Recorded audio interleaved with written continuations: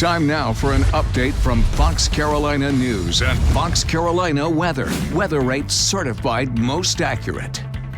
Good afternoon. I'm Cody Alcorn. We'll check in with Chief Meteorologist Kendra Kent in just a moment as she continues to track Hurricane Sally and how we could see some substantial rain later this week. We'll see her in just a moment with an update on that. Right now, we're going to head to foxcarolina.com, look at some of our top headlines this afternoon as of 3:20 p.m. Right now, a fire is under investigation at a boarding house in Spartanburg. This was breaking late last night. What we know is at least 2 people jumped from windows at this boarding house in the city of Spartanburg and were taken to the hospital. They are expected to be okay, but again, that fire on North Dean Street remains under investigation. Firefighters say when they got on scene last night, they had fire shooting from the roof. And again, everybody had gotten out, but at least 2 people had to jump from windows and were taken to a nearby hospital to be treated. As we get more information on that, we'll update that story at foxcarolina.com. And you can see the rain right there in the Futurecast.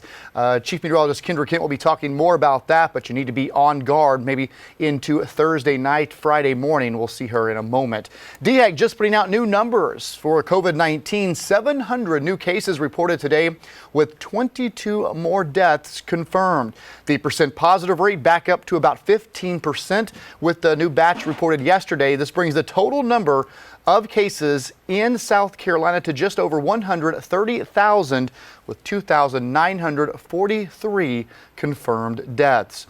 And breaking news out of Louisville, the city has come to an agreement in a wrongful death lawsuit from Breonna Taylor's family, and they will be paying out $12 million after Taylor was shot in her apartment. Of course, this has caused a lot of controversy there in Louisville, a lot of protests, riots. We've seen everything there, and it sparked nationwide protest and riots as well. This shooting happened back in March of this year on March 13th. But again, the mayor coming out saying they have reached a $12 million settlement, and there will be police reforms as well inside the Louisville Police Department. We should also mention this case is likely going to the grand jury this week or next week. As of tonight or this afternoon, no charges against those officers who fired into that apartment have been filed. But again, a grand jury could get this case as early as this week. And we just want to give an update on breaking news from last night. A search continues in Haywood County near the Tennessee state line along I-40 for a missing swimmer.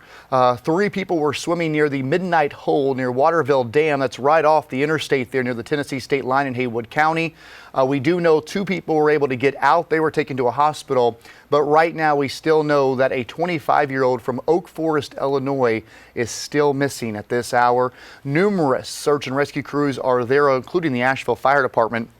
That's a look at the area where the 25-year-old vanished in the water. As we get updates, we'll have those this afternoon at 4 and 5, tonight at 10 and 11, and of course at foxcarolina.com.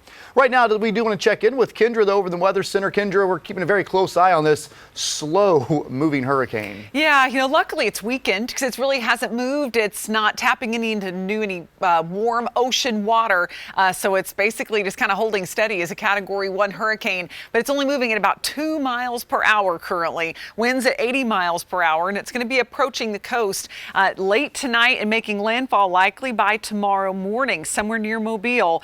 You can see all that heavy rain is going to be persistent over the next 24 hours, really from New Orleans all the way over to Panama City, Florida, Pensacola, Destin, just going to get walloped with that heavy rain. So there's a look at the landfall. For us, we're going to see the storm pass just to our south as a depression or remnant area of low pressure. Either way, it's going to be packing a lot of rain. On Thursday, we're in a moderate risk for excessive rain, meaning basically a flood risk. And we don't see this kind of level of rain very often. And this could equal 3 to 6 inches plus for some areas, depending on how fast this moves, when it arrives, just how much moisture it taps into.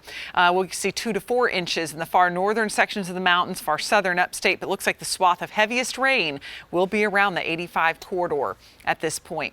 Now, going into tomorrow, we're just going to see some clouds leading up to all of this, and then perhaps some showers Wednesday night ahead of that heavier rain on Thursday. We'll talk much more about it coming up on the 4 o'clock news as well as at 5 o'clock. And don't forget to tune in on the 10 o'clock news tonight and the 11 o'clock news, and download the Fox Carolina News app.